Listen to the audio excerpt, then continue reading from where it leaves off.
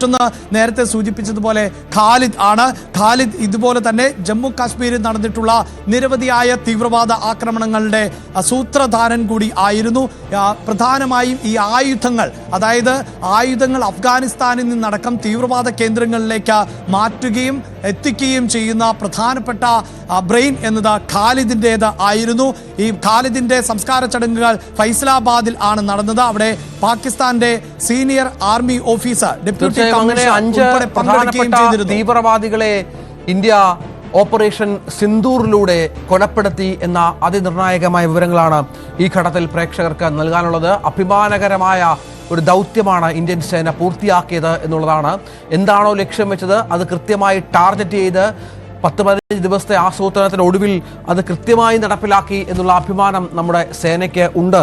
അതായത് ഇന്ത്യയെ പാകിസ്ഥാനിൽ പലതരത്തിലുള്ള കശ്മീരിൽ പലതരത്തിലുള്ള ഭീകരാക്രമണങ്ങൾ നടത്തിയ കാണ്ഡഹാർ വിമാനറാഞ്ചലിലൊക്കെ പ്രധാന പങ്ക് വഹിച്ച ഭീകരരും ഈ കൊല്ലപ്പെട്ടവരിൽ പെടുന്നു എന്ന് പറയുമ്പോൾ ദീർഘനാളായി ഇന്ത്യൻ പൗരന്മാർ ആഗ്രഹിച്ചിരുന്ന കാര്യം വളരെ കൃത്യമായ ആസൂത്രണത്തോടെ നടപ്പിലാക്കാൻ സാധിച്ചു എന്നുള്ളതാണ് ഏറ്റവും പ്രധാനപ്പെട്ട വിവരം. ഇതിനിടെ ഇന്ത്യ ഇനി ആക്രമിച്ചില്ലെങ്കിൽ സംഘർഷം ലഘൂകരിക്കാൻ സന്നദ്ധമെന്നാണ് പാകിസ്ഥാന്റെ ഇപ്പോഴത്തെ നിലപാട്. ഇന്ത്യ തിരിച്ചടി ശക്തമാക്കിയതിന് പിന്നാലെ പാക് DGMO ഇന്ത്യൻ DGMOയുമായി ഫോണിൽ സംസാരിച്ചു. സംഘർഷം കനക്കുന്നതിനിടെയാണ് ഇന്ത്യ പാക് സൈനികതല ചർച്ച നടന്നത്. ഇതിനിടെ സംഘർഷം ലഘൂകരിക്കണമെന്ന ആവശ്യവുമായി അമേരിക്കയും രംഗത്ത് വന്നു. വിദേശകാര്യമന്ത്രി എസ് ജയശങ്കർ, പാക് വിദേശകാര്യമന്ത്രി ഇഷാഖ് ധർ എന്നിവരുമായും US state secretary Marco Rubio ഫോണിൽ സംസാരിച്ചു. ഇരു രാജ്യങ്ങളും സംയമനം പാലിക്കണമെന്ന ആവശ്യവുമായി ചൈനയും രംഗത്ത് വന്നിട്ടുണ്ട്. TG സൈത്ത് വിവരങ്ങൾ പങ്കുവെക്കുകയാണ്. സൈത്ത്, ഈ സമവായത്തിലേക്ക് കാര്യങ്ങൾ എത്തിക്കാനുള്ള ശ്രമം അത് ഇപ്പോൾ പാകിസ്ഥാൻ ആരംഭിച്ചു. അത് അത്തരത്തിൽ അവരുടെ നടപടി സാധാരണ അവർ അങ്ങനെ എന്തെങ്കിലും പറഞ്ഞു വെച്ചാൽ പിന്നീട് ഇത് ലംഘിക്കുന്ന പതിവുണ്ട്. ഇപ്പോൾ അവർക്ക് ലഭിച്ച തിരിച്ചടി വെച്ച് നോക്കുമ്പോൾ വളരെ പെട്ടെന്ന് സമാധാന ശ്രമത്തിന് അവർ തയ്യാറാകുമോ? പാകിസ്ഥാൻ ഒരു സംഘർഷ ലഘൂകരണത്തിനുള്ള സാധ്യത തേടൽ ആ സൂചനകളാണ് പങ്കുവയ്ക്കുന്നത്. ഒരു ഹോട്ട്ലൈൻ യുദ്ധസമയത്ത് പട്ടാള മേധാവികന്മാർ തമ്മിലുള്ള ചില ആശയവിനിമയങ്ങൾ സ്വാഭാവികമാണ്. അത്തരം സാധ്യത തേടലാണോ പാകിസ്ഥാൻ്റെ ഭാഗത്ത് നിന്ന് ഉണ്ടായിരിക്കുന്നത് എന്ന കാര്യത്തിൽ ഒരു സ്ഥിരീകരണം വരേണ്ടതുണ്ട്. എന്തായാലും പാകിസ്ഥാൻ ഇപ്പോഴത്തെ സംഘർഷം അവരെ സംബന്ധിച്ച് കടുത്ത വെല്ലുവിളി ഉണ്ടാക്കുന്നതാണ്. ആഭ്യന്തര പ്രതിസന്ധികൾ നിരവധിയുണ്ട്. ഇതിന് പുറമെയാണ് അവർക്ക് മുന്നിൽ ലോകരാജ്യങ്ങളുടെ സമ്മർദ്ദമുണ്ടാവുന്നത്. ചൈന, ഒപ്പം സൗദി അറേബ്യ, അമേരിക്ക അടക്കമുള്ള രാജ്യങ്ങൾ ശക്തമായ സമ്മർദ്ദം ഇക്കാര്യത്തിൽ പാകിസ്ഥാന് മേൽ ചെലുത്തുന്നുണ്ട്. ഈ 3 രാജ്യങ്ങളും ഇന്ത്യയുമായും സംസാരിക്കുന്നുണ്ട്. എന്തായാലും പാകിസ്ഥാൻ ഇന്ത്യ പിന്നോട്ട് പോയാൽ തങ്ങളും ഇനി സൈനിക നീക്കത്തിനില്ല എന്നൊരു സൂചന പങ്കുവച്ചു എന്ന വിവരങ്ങൾ കൂടി പുറത്തു വരുന്നുണ്ട്. ഇതിനിടയിൽ പാകിസ്ഥാനിൽ തന്ത്രപ്രധാനമായ ചില യോഗങ്ങൾ നടക്കുന്നു എന്ന വിവരം കൂടി പുറത്തു വരുന്നുണ്ട്. പാകിസ്ഥാൻ പ്രധാനമന്ത്രി അവിടുത്തെ ഉന്നത നേതൃത്വവുമായി, രാഷ്ട്രീയ പാർട്ടികളുടെ നേതൃത്വവുമായി കൂടിയാലോചനകൾ നടത്തുകയാണ്. അതായത് ഇതുവരെ ഉണ്ടായ സംഘർഷ സാഹചര്യങ്ങൾ പാകിസ്ഥാനിലെ രാഷ്ട്രീയ പാർട്ടികളെയും പ്രമുഖ നേതാക്കളെയും അറിയിക്കുന്നതിൻ്റെ ഭാഗമായുള്ള ഒരു നീക്കം കൂടിയാണിത്. അങ്ങനെയെങ്കിൽ ഈ യോഗത്തിൽ ഇത്തരം ചില നിർദ്ദേശങ്ങൾ ഉയർന്നു വരാനുള്ള സാധ്യതയും തള്ളിക്കളഞ്ഞുകൂടാ. കാരണം പാകിസ്ഥാൻ പാർലമെന്റിൽ കഴിഞ്ഞ ദിവസം പാർലമെന്റ് അംഗങ്ങൾ അതിശക്തമായ വിമർശനമാണ് ഗവൺമെന്റിനെതിരെയും സൈന്യത്തിനെതിരെയും ഉന്നയിച്ചത്. ഈ പശ്ചാത്തലത്തിൽ ഈ യോഗങ്ങൾ നിർണായകമാണ്. സ്വാഭാവികമായും ഇന്ത്യയുടെ തിരിച്ചടി ലോകരാജ്യങ്ങളുടെ മുന്നിൽ പാകിസ്ഥാൻ വീണ്ടും തുറന്നു കാട്ടപ്പെടുന്നു. ഇങ്ങനെ പല സാഹചര്യങ്ങളും ഉണ്ടാകുമ്പോൾ അതിനെ ചെറുക്കുക, ഇപ്പോൾ പാലിക്കുന്ന നീക്കം ശരിയല്ല, ഇന്ത്യക്കെതിരായ തിരിച്ചടി പാകിസ്ഥാന് വലിയ ആഭ്യന്തര നഷ്ടമുണ്ടാക്കും തുടങ്ങിയ സാഹചര്യങ്ങൾ അവർക്ക് മുന്നിലുണ്ട്. അതുകൊണ്ട് കൂടിയാവാം ഇത്തരം ചിന്തകളിലേക്ക് വരുന്നത്. വൈകിട്ട് വിദേശകാര്യ മന്ത്രാലയം മാധ്യമങ്ങളെ കാണുമ്പോൾ ഒരുപക്ഷെ പാകിസ്ഥാന്റെ ഭാഗത്ത് നിന്ന് ഇങ്ങനെ ഒരു ശ്രമം ഉണ്ടായെങ്കിൽ ഇതിൽ ഇന്ത്യ സ്വീകരിക്കാൻ പോകുന്ന നിലപാടൊക്കെ ഒരുപക്ഷെ ചർച്ച ചെയ്തേക്കാം. നമുക്കറിയാം, പ്രധാനമന്ത്രിയുടെ ഉന്നതതല യോഗം ചേർന്നിരുന്നു. ഈ ഉന്നതതല യോഗത്തിൽ നിലവിലുള്ള സാഹചര്യങ്ങൾ ചർച്ചയായിട്ടുണ്ട്. അതിനൊപ്പം തന്നെ പാകിസ്ഥാന്റെ ഭാഗത്തു നിന്നും ഇത്തരമൊരു വെടിനിർത്തൽ സാധ്യത തേടൽ ഉണ്ടായിട്ടുണ്ടെങ്കിൽ അത്തരം കാര്യങ്ങളും ചർച്ചയാവാൻ സാധ്യതയുണ്ട്. കാരണം അതൊരു രാഷ്ട്രീയ തീരുമാനം കൂടി വേണ്ട വിഷയമാണ്. അതുകൊണ്ട് അക്കാര്യത്തിൽ ഉണ്ടാകുമോ എന്നത് കണ്ടറിയണം.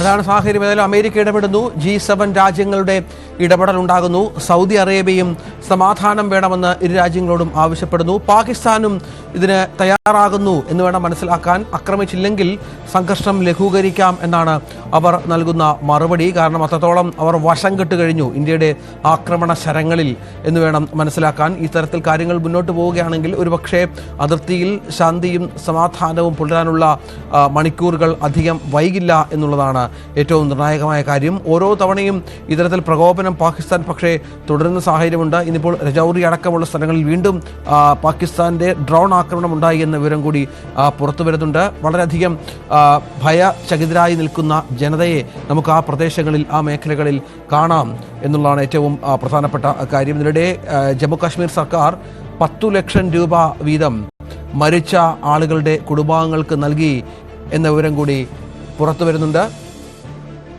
സൈത്ത് തുടരുന്നുണ്ട്. സൈത്ത്, ഈ പാകിസ്ഥാൻ അത് വഴങ്ങുന്നത് ഇതുമായി ബന്ധപ്പെട്ട് അത് ഈ ലോകരാജ്യങ്ങളുടെ ഒരു സമ്മർദ്ദം കൂടി അതിനുണ്ടായിട്ടുണ്ട് എന്ന് വേണമോ കരുതാൻ?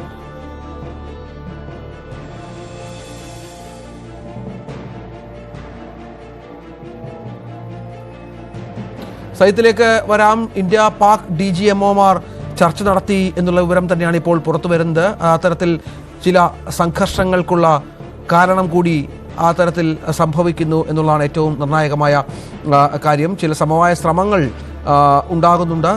അത് വലിയ തോതിൽ ഈ പ്രശ്നം പരിഹരിക്കുന്നതിലേക്ക് മാറുമോ എന്നത് കാത്തിരുന്ന് കാണണം. സൈത്ത്, തുടരാം. രഞ്ജിത്ത് സൂചിപ്പിച്ചതുപോലെ ലോകരാജ്യങ്ങളുടെ സമ്മർദ്ദം പ്രധാനമായ ഒരു സാധ്യതയാണ്. പാകിസ്ഥാന്റെ മേൽ ഉണ്ടാവുന്ന സമ്മർദ്ദമാണ്. മറ്റൊരു സാഹചര്യം കൂടി നമുക്ക് പരാമർശിക്കാം. അത് ഈ അഫ്ഗാനിസ്ഥാൻ വിഷയത്തിലാണ്. കാരണം അഫ്ഗാനിസ്ഥാനെ കൂടി ഈ സംഘർഷത്തിൽ കക്ഷി ചേർക്കാൻ പാകിസ്ഥാന്റെ ഭാഗത്തു നിന്നും ഒരു നീക്കമുണ്ടായിരുന്നു. ഇതിന്റെ ഭാഗമായിട്ടാണ് ഇന്ത്യ അഫ്ഗാൻ മേലെയും മിസൈൽ വർഷത്തിന് ശ്രമിച്ചു എന്ന കാര്യം ഒരു ആരോപണമായി പാകിസ്ഥാൻ ഉന്നയിച്ചത്. ഇന്ന് രാവിലെയാണ് അവർ ഔദ്യോഗികമായി തന്നെ അത്തരം ഒരു ആരോപണം ഉന്നയിച്ചത്. ഇന്ത്യ അത് തുടക്കത്തിൽ തന്നെ നിഷേധിക്കുകയും ചെയ്തിരുന്നു. ഏറ്റവും ഒടുവിൽ അഫ്ഗാനിസ്ഥാന്റെ വക്താവ് തന്നെ പറയുന്നു അങ്ങനെ ഒരു നീക്കം ഉണ്ടായിട്ടില്ല എന്ന കാര്യം അവർ തന്നെ വ്യക്തമാക്കിയിട്ടുമുണ്ട്. ഇതോടുകൂടി പാകിസ്ഥാന് ഒരു നുണപ്രചരണം നടത്തിയെന്ന പൊതു തോന്നൽ അവർക്ക് മുന്നിലുണ്ട്. നമുക്കറിയാം, പാകിസ്ഥാന്റെ രാഷ്ട്രീയ നേതാക്കൾ, ഉത്തരവാദിത്വ നേതാക്കളടക്കം ഈ തർക്കത്തിൽ സ്വീകരിക്കേണ്ട ഒരു പക്വതയോടുള്ള ഇടപെടൽ തുടക്കം മുതൽ ഉണ്ടായിട്ടില്ല. നേതാക്കളുടെ പലരുടെയും ഭാഗത്തുണ്ട്. ഇന്ത്യൻ ഫൈറ്റുകൾ വെടിവെച്ചിട്ടു എന്ന പ്രസ്താവന അവർ ഔദ്യോഗികമായി പുറത്തിറക്കുമ്പോൾ തെളിവ് എവിടെയെന്ന ചോദ്യത്തിന് അത് സോഷ്യൽ മീഡിയയിലുണ്ട് എന്ന് പറയേണ്ടി വരുന്ന ഒരവസ്ഥയുണ്ട്. അതിന് സമാനമായിരുന്നു ഈ അഫ്ഗാനിസ്ഥാന് മേലെ ഇന്ത്യ മിസൈൽ വർഷം നടത്തി എന്ന ഒരു ആരോപണം. പക്ഷേ അത് അഫ്ഗാനിസ്ഥാൻ തന്നെ നിഷേധിക്കുന്നു. കാബൂൾ തന്നെ ആ ആരോപണം നിഷേധിക്കുന്ന സാഹചര്യം ഉണ്ടാവുകയും ചെയ്തു. അങ്ങനെ ഒരു സാഹചര്യം വരുമ്പോൾ ഇതിൽ പല സാധ്യതയിൽ ലോകരാജ്യങ്ങൾക്ക് മേൽ കൊണ്ടുവന്ന് അതിലൂടെ ഇന്ത്യ ഈ തർക്കത്തിൽ കക്ഷി ചേർത്ത് ഇന്ത്യക്ക് മേൽ സമ്മർദ്ദം ചെലുത്തുക, ഇതൊക്കെ ഒരു പാകിസ്ഥാൻ തന്ത്രമായിരുന്നു. പക്ഷേ അത് പയറ്റപ്പെടാതെ പോകുന്നു. അതിന് കാരണമായി വരുന്നത് ലോകരാജ്യങ്ങളുടെ സമ്മർദ്ദം കൂടിയാണ്. മറ്റൊന്നുകൂടിയുള്ളത്, ഈ വിഷയത്തിൽ ഒരുപക്ഷെ ഇന്ത്യ എടുക്കുന്ന നയതന്ത്ര നീക്കം ഏറെ ഫലപ്രദമാണ്. കാരണം ചുരുങ്ങിയ ചില ലോകരാജ്യങ്ങൾ ഒഴികെ ബാക്കി എല്ലാവരും ഇന്ത്യക്കൊപ്പം നിലപാട് സ്വീകരിക്കുന്നവരാണ്.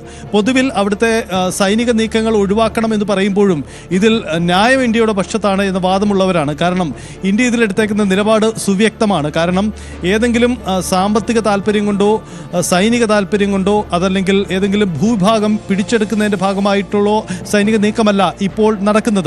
മറിച്ച് ഇന്ത്യ മുന്നോട്ട് വയ്ക്കുന്ന വാദം അത് ഭീകരവാദത്തിനെതിരായ പോരാട്ടമാണ്, തീവ്രവാദ കേന്ദ്രങ്ങൾ ലക്ഷ്യമിട്ടുകൊണ്ടുള്ള പോരാട്ടമാണ്. പെഹൽഗാം സംഭവത്തിൽ അതിൻ്റെ കുറ്റവാളികളെ കണ്ടെത്തേണ്ടതുണ്ട്. അത് തീവ്രവാദ